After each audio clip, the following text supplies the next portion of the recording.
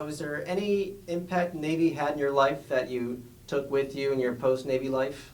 Everything. Okay. Actually, and now that I think about it, every single thing from my career that I've carried to how I look at things and look at different places, and it's the one thing that I can be proud of in my life. One thing that's bigger than I am, you know.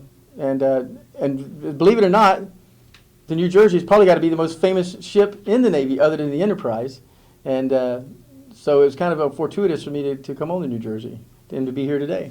Okay. So, but yeah, everything, and like I said, a great undertaking like a military career, no matter how long it is, it's everything else that you learn. It enriches you and your world around you. I mean, that's for example, standing on New Jersey one time, they were having flight ops, and I was standing up in the superstructure and I was watching a helicopter land. And I was watching them, and I was noticing how the blades would cone out and cone up and down as the helicopter was taking off of it. And I was looking at it, I go, well, I kind of figured out, I said, you know what, if I was going to do something like that, I'd probably put a swash plate assembly or something like a swash plate assembly on it. And so I went and checked, and sure enough, that's how it's done, you know, on a helicopter. So that got me interested in aviation, and I've been getting I got a pilot's license and everything else since that day. Navigation, celestial navigation, you learn about what. Some people think about, well, like an observatory. What's the big deal of an observatory and astronomers? They are the guys that came up with astronomical tables. That's what makes astronomical navigation possible. At that time, too, it was the early forms of GPS when it was first coming out. They called it sat-nav at the time.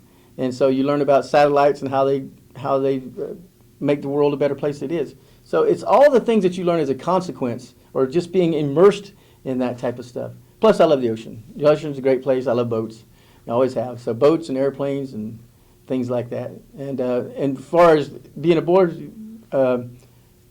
technician and in the engineering side of it, well, you're just immersed in engineering principles and engineering concepts. So it makes you that you can appreciate the world around you. And not only can you appreciate the world around you, it feels like you're just part of your universe, and you feel much bigger than you are. And then at the same time, you don't. But everything is okay because everything is connected, and everything you do matters. I also learned, too, that some of the things that I noticed in the Navy, it stuck with me, and it forms who I am. And so if any people can always think everything you do matters, you know, a little kid could be sitting there watching you do something. You'll never know he sees you do that. But you will do something, he will remember that or she will remember that for the rest of their lives, and it will form who they are. So everything matters. And it's a great time, man. If you really think about it another way, personally, it makes me smile and it makes me happy. And I can't believe that I'm alive now and to live in this wonderful world we live in. It's a fantastic place. And people should rejoice in the fact that they're a human being. Because of anything we know of in the universe, you're an awesome thing. The most awesome thing we know of anywhere in the universe is a human being. Even the worst human being that's ever lived is way pretty awesome still than a worm, you know? So it's a great life. And part of it was because of the Navy and New Jersey. That's just kind of shaped me. Actually, those are the two things that have shaped me, my childhood and my time in the Navy. Okay. So what kind of career did you pursue after the Navy? I stayed in the boiler field for a long time, and now I moved over into air conditioning and refrigeration and do that, you know. Okay. So, and I've done that for years and pretty good at it. And it made it easy to transfer into another engineering field because of my engineering time in the Navy. So, absolutely, sir. It's a great thing. So I always tell people who are young, do it. You won't ever regret it. You may not like it at the time, it may be hard on you, but do it. And it just kind of enriches your world.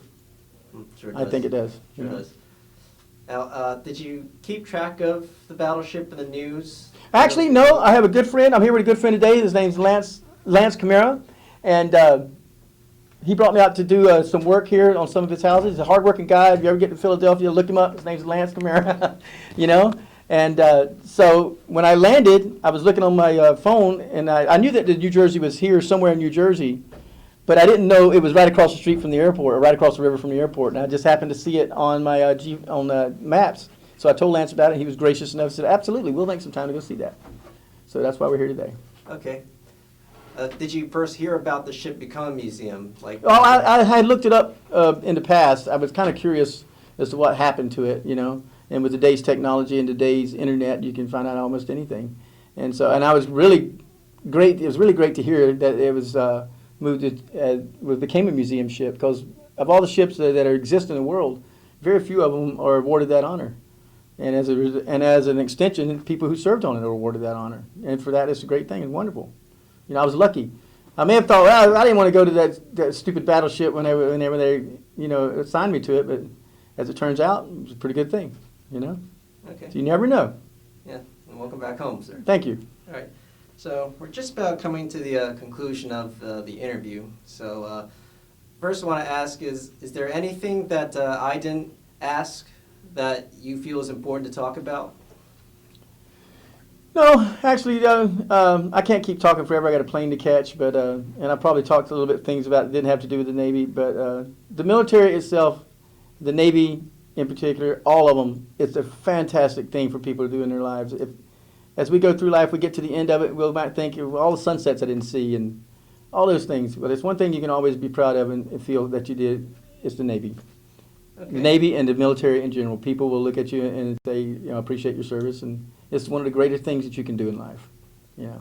And that's it. Absolutely. And the final question is, so this will be submitted to institutions where they'll be made available to any researchers, Okay. like students, historians, and journalists. Is there anything you'd like to say as a way to leave a message to whoever might be watching this in the future?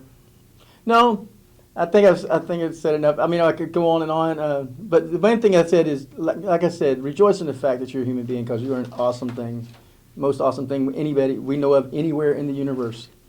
So, and it's a wonderful time to be alive. It absolutely is. I can't plagiarize this, but I saw a lady on TV once, and she says, I can't believe that I'm lucky enough to have lived during this time, and I would agree with her. It is a fabulous time. In our lifetime, and people my age, even your lifetime, the world has fundamentally changed before our eyes, and it will change more and more as time comes on. And we can't even imagine what we're capable of. But I think we're capable of great things, fabulous things. We run the universe. We will be the universe soon, unless we run into somebody else that's above us. But that's what I think.